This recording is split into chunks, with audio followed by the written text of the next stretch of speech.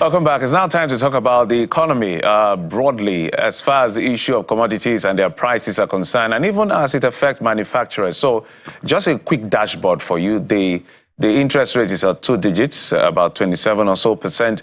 The inflation numbers is over 30, about 32%. It increased slightly from where it was. It had decreased 2 months successively, but the last one, due to the cost of energy, has also increased. We've also seen food inflation and all of that. And so people are just generally just wondering, what exactly does the future hold? It feels like it's just a waiting game and all of that. Doesn't necessarily mean that wages are increasing to match up the increase in inflation or the rate of increase in inflation. And purchasing power is also reducing. So it's a gamut of issues. So whoever you talk to is pinching everyone. It's something we've been talking about for a very long time. And the rhetoric from the federal government, especially the president, has always been, their reforms are tough, they're difficult, I understand, it's going to be painful, but it's going to be better tomorrow. How long? It's a different kettle of fish. Nobody has really told us. But we've heard some people mention a few things, but not from the federal government. We're being joined on the program by an economist, Mr. Johnson Chukwu, the CEO of Chukwu Asset Management. Thank you, sir, for coming on the program, sir. Thank you for having me. Good morning. Mr. Chukwu, you can see how it's almost like a repeat and rinse situation that we found ourselves since this policy has come to be. And the feelers, if you look broadly, that comes from the federal government, help me to maybe break it down. It feels like, look, we understand what you're going through. It's going to be painful. We know it's brutal, but it's necessary. But the average Nigerian subconsciously is saying, let's even take your word that is necessary, because everybody said they will remove one form of subsidy or the other. We can debate as to how it was removed, whether it was removed rightly. But how long will this pain last is a question that everybody's trying to be evasive from. Can you intervene? That's a tough question to ask anybody. How long will the economic pain last? What I would say to us is that what are those things that we can do or start doing now to reduce the time it will take us to come out of this difficulty? I think that's the key thing. You know, it's similar to saying you want to go for an operation. The first thing you have to realize that if you're going to go for a bone resetting operation, so you have a dislocation or you have a fracture, you're going to go through some pains. So it's expected you go through some pains. But the question is that when you're going through the pains, the doctors will administer some pain relief medication to use to reduce the pain you are going to go through. And they will also tell you, okay, it will take 6 months to heal because this is a femur bone or stuff like that. So, but for us as a country, which is applicable not just to us as a country, what are applicable to anywhere in the world, they are going through the kind of structuring we are going through now. There are some basics that should drive the economic transformation or the structuring we're going through. One of which we need to restart production. If we do not restart production, then there is no time limit to this suffering. Because the concept of adjusting exchange rate, removing subsidy, is that you are saying you want to stimulate local production of those goods that you are currently importing. You want to cut down on import as well as stimulate exports. If you have set a monetary and fiscal policy environment that is supposed to incentivize export and reduce import, then you must also make sure that there are things to be produced that will at the minimum replace those that have been imported. So locals or your citizens will be able to buy those things that are not being produced locally because they cannot afford imported ones. There are also locals that will be stimulated or encouraged to produce, to export, and diversify your foreign exchange earnings so that your exchange rate will stabilize and the import-induced inflation will moderate. So those are the things that are left to be done. What are we doing to stimulate productive activity? Starting from agriculture, for instance. The greatest challenge we have today in terms of cost of living crisis is coming from food production. Agriculture, we saw an agricultural sector that is growing at 1.41% in the second quarter of this year. That is growing at a rate that is less than the population growth rate, about 2.4%. We know that agricultural production has weakened or slowed down in the major food belts of this country. So if we can address the challenge that agricultural sector is facing, which is principally issue of insecurity, we will moderate the current suffering in Nigeria going through the cost of living crisis. Previously, Nigeria never had the challenge of feeding itself. But because of insecurity, we are now dealing with issues we can't feed ourselves. So if we improve food production, you are going to reduce the pressure people are going to go through. And then other things we can discuss as we progress in the program. Sorry, Bukola, which brings me to my follow-up question, because I understand the fact that when these policies are put in place, say removing PMS, subsidy from PMS, even subsidizing FX, because that's what exactly it is. Not defending it, it means not subsidizing it. So we see all of this high interest rate that gives us this volatile capital in the short term, hot money, and we haven't seen the level of FDI that this is supposed to attract. The president has made a broadcast. I don't know whether it's an error that we've attracted 30 billion in terms of FDI. That's not exactly true. They also talked about the issue of we're out of ways and means. That was not exactly true, because we just spread it out and it's no longer a chokehold. So if the idea is to the effect that people need to start opening shop in Nigeria, whether Nigerians or people abroad bringing in their money in terms of FDI, and we're not getting it, what is going wrong, Mr. Chukwu? Well, what is not happening is that we have not really sat down to ask ourselves, how do we make our economy an attractive destination for investors? I think that's what is missing. You can be an attractive destination for investors for productive purposes. In that case, you have regular power supply, you have cheap labor, you have well-skilled labor that are tuned to go into to engage in manufacturing. You have the logistic infrastructure. Goods can come into your seaports and be moved out quickly. And then exportable goods can actually go through your seaports and go out quickly at minimal cost. These are synchronon, or what you call minimum, irreducible minimum, that manufacturers will be looking for to come and produce in your country. They can actually say, okay, today we have low purchasing power, we have low household income, so the demand will be weak in Nigeria, but we can produce for the entire African continent, which ordinarily, and then you also believe that as that productive activity goes on, income will grow and the local market consumption will grow, which is what happened in China. What did China do? China built world-class infrastructure. China's power supply cost is one of the cheapest in the world, comparable to what we pay for power supply. China built the highways, the seaport, the rail lines. And then China also trained its people and then optimize the benefit of its population. It trains people in the skills. Like one of the IT experts in the US said that, look, some software engineers, it will take the entire software engineers in America will fill a hall, but they will fill several stadia in China.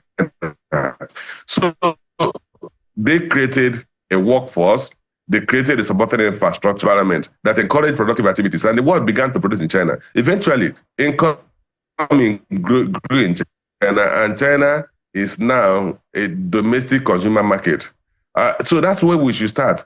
Let's build the infrastructure that we need to stimulate productivity. And the investors will come here and set up manufacturing outfits. We must maintain some level of macroeconomic stability. You can't have the kind of wide gyration we have in exchange rate. And then you expect investors to come in. Geoffrey, just cast your mind back. Some 20 years ago, manufacturing outfits were coming here. Foreign manufacturers, P&G, Procter & Gamble came to set up in Ibadan, a world-class manufacturing outfit. We saw the likes of Nigerian breweries expanding they built their breweries, expanding their footprint in the country. They bought the big breweries in Aba. They were expanding the same thing with GSK, Nestle. But today, these companies I've mentioned, many of them have left this country because the environment had become very inclement for them to continue to operate. Until we make the environment attractive to even local and existing manufacturers, we're not going to attract foreign manufacturers. So that is the missing gap. Well, Mr. Chukwu, I'd like you to review some of the support for Nigeria's economic reforms as expressed by the World Bank. Just recently, the country director was commending the CBN's economic reforms, saying that they're on the right path. And in another breath, the World Bank would also say that about 50% of Nigerians are living in poverty. I wonder for you, do you see their commendation and their report on the statistics of the concerns about Nigeria's Human Development Index, do they align for you? And Should Nigeria begin to review her relationship with the Bretton Woods institution? Mr. Chukwu, did you get my question? Okay, they are not conflicting report. We are actually, yes, absolutely. I got your question. They are not conflicting report. They are actually addressing two completely different issues. One is the issue of economic reforms, particularly as it relates to monetary policies specifically. And then the other aspect has to do with the level of poverty in the country, the cost of living in the country, and the incidence of poverty in the country. Let's start from the first part, which is the issue of monetary policies. The monetary policy objective of the central bank is to maintain price stability. So the central bank's objective is not necessary, unlike the U.S. Federal Reserve Bank, which has a twin objective of price stability as well as full employment. But Nigeria's central bank primary objective is to maintain price stability. So what they have done is that, irrespective of what happens elsewhere or the impact of those policies, they are focused on how do we keep exchange rate stable, how do we lower inflation rates, how do we reduce interest rate. So those are the three major things they are looking at: exchange rate, interest rate, and cost of credit. So that's their focus. And primarily, if you look at the central bank policy in the past couple of months, it's mostly focused on maintaining price stability. Unfortunately, they have not been able to succeed in doing that. But contrary to that objective, there is also the objective to grow the economy. So, and we know that these issues do not align in the sense that if you take policies to slow down inflation rate, slow down consumption, you're also going to slow down economic productive activities. So the impact of that is that we're seeing an increase in the level of unemployment. We're seeing an increase in the cost of living of most households. We are seeing a depression in the standard of living of Nigerians. So, but the World Bank was mentioning two different things. So it's not a matter of whether we should review our relationship with the World Bank. The question is that, do we have well-developed monetary and fiscal policies that are focused on the priorities of the economy today? Every country should develop its policies based on its domestic needs. Today, we have the challenge of productive activities, production. We have the issues of unemployment. We have the issues of high inflation rates. What are the internally or locally developed policies that will address that? And I can dwell on that for the next 1 hour. One of these is that the first thing is that we need to look at the cost of living crisis we are going through. Is it externally induced or locally induced? It's purely locally induced issue of food production, which I have highlighted earlier. The other aspect is crude oil production, which is also locally induced challenge we have today. If we increase our crude oil production, and I'm happy that the federal government is alluding to that they want to increase crude production by 1 million barrels every year. If we increase crude production, we're going to improve our foreign. It appears that we have connectivity challenges just when we're getting some direction about solutions to improving the economy.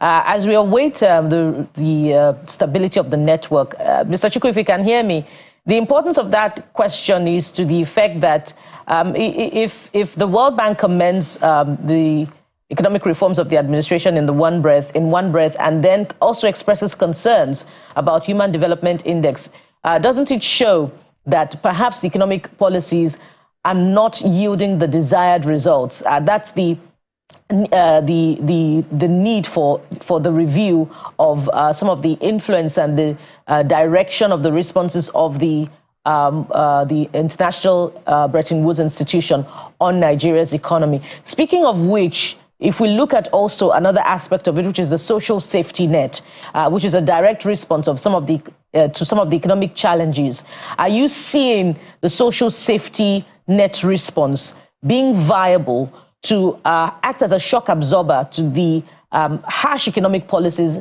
i.e. subsidy removal? Are you seeing any result in that regard, or is it a matter of accountability yet again?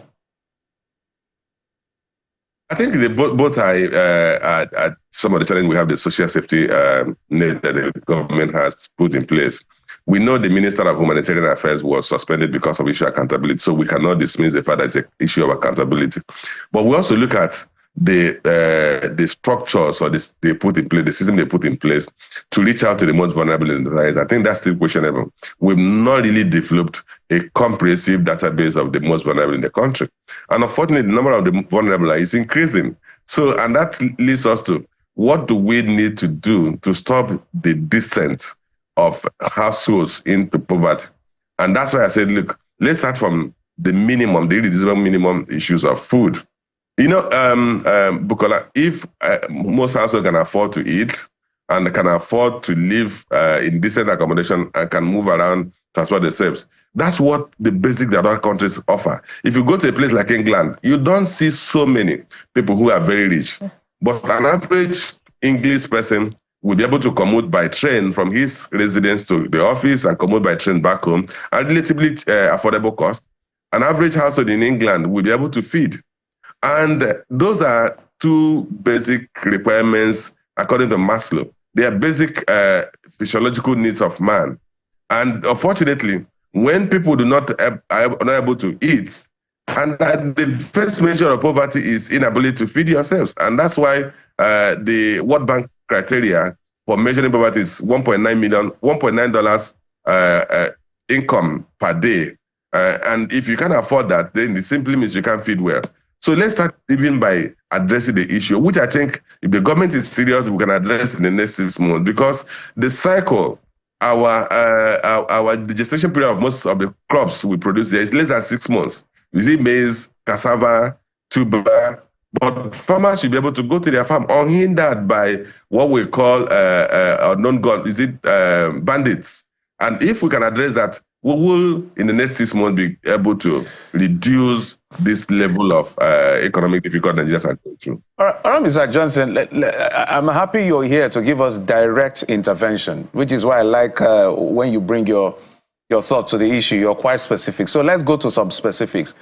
The truth is that for a very long time, we haven't diversified our economy.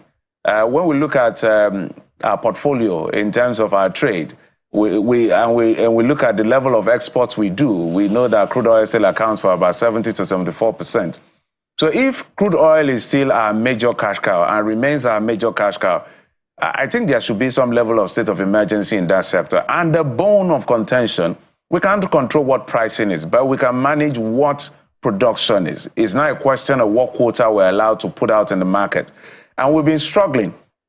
In fact, the Nigerian government or the NNPCL puts out numbers that comprises of crude and condensate, but OPEC doesn't consider condensate. So we're far away from target. And this constant statement about we want to improve, everybody's exhausted. What is holding us back? It's just like saying that this is my biggest source of revenue and everything lies within my power. I have the military, I have community relations, I am the government. Why can't we get our numbers up, in your view? Geoffrey, there's a song that says, if you ask me who will I ask? I don't know whether you're familiar with that song. I know the song. Okay, good. The question he asks us, this question should be thrown to the executive arm of government. Like you said, they have the military. Today, there's technology that you can use to monitor every part of your country. We have Google, we have even the commercial Google, they can pinpoint. Geoffrey, the truth is that you can actually, by technology, I am sitting in my house, I'm sitting in my sitting room, it's there. And at this point, we are conversing. So the government has the tools to monitor the crude pipelines. The government has the tools to monitor those who are breaching the pipelines. Why they've not been able to arrest the issue of crude theft, crude pipeline breaches, it's as good as you can imagine. The answer is as good as you can imagine. So I think the government has its job well cut out. The truth is that if we arrest the issue of crude theft, breach of crude pipelines, we're going to see an improvement in crude production. Because some of the wells that are shut in, that they can't produce because they don't have evacuation channels.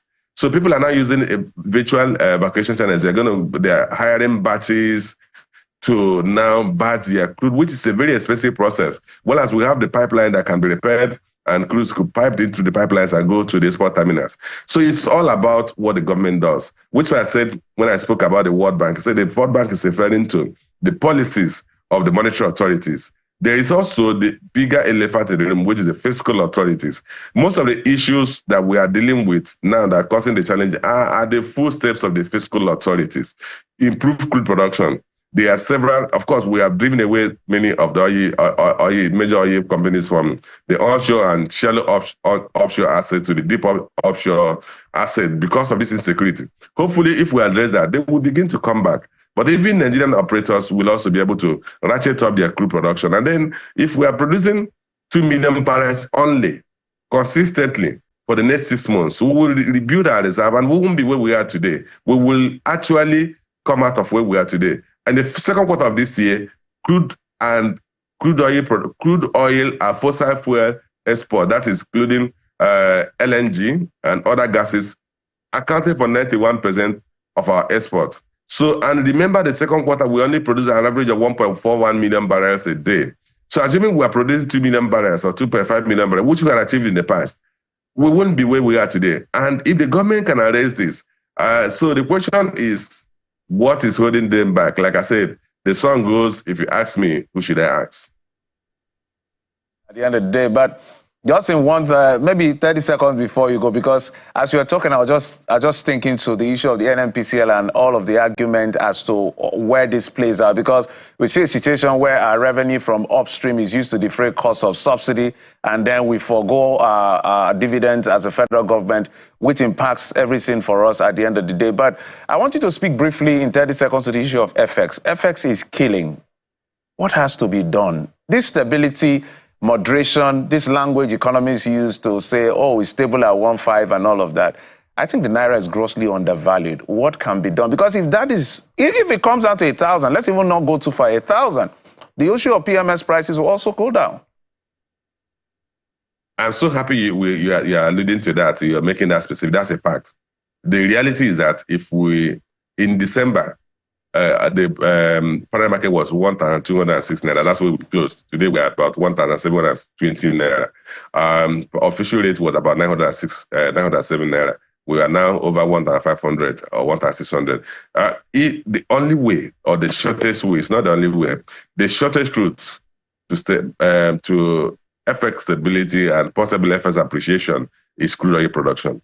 That's the shortest route. Any other route is a tortuous route that will reverse in a matter of days or months. The concept of let's increase Treasury bills yield to 22% or 30% and attract foreign portfolio investment. They will invest for a maximum of 364 days. And by the time they want to take out their money, you will struggle to fund them. We will only have one route in the short term to addressing FX liquidity and foreign exchange rates, and that is crude oil production. Founder, MD, Carry Asset Management. If you ask me what I go ask, I'll put that in mind at the end of the day. We brought you to help us. You're not asking me, what do I? Thank you so much for coming on the program. We appreciate you, sir. We hope and we hope that things are going to get better. It's our country, so we don't have a choice. Absolutely. Thank you for having me. Absolutely. Thank you, sir. We'll take a quick break now. When we come back, we'll switch gears. The issue of tanker accidents, a menace on our highway. What can be done? The authorities are here to explain to us. Join us again.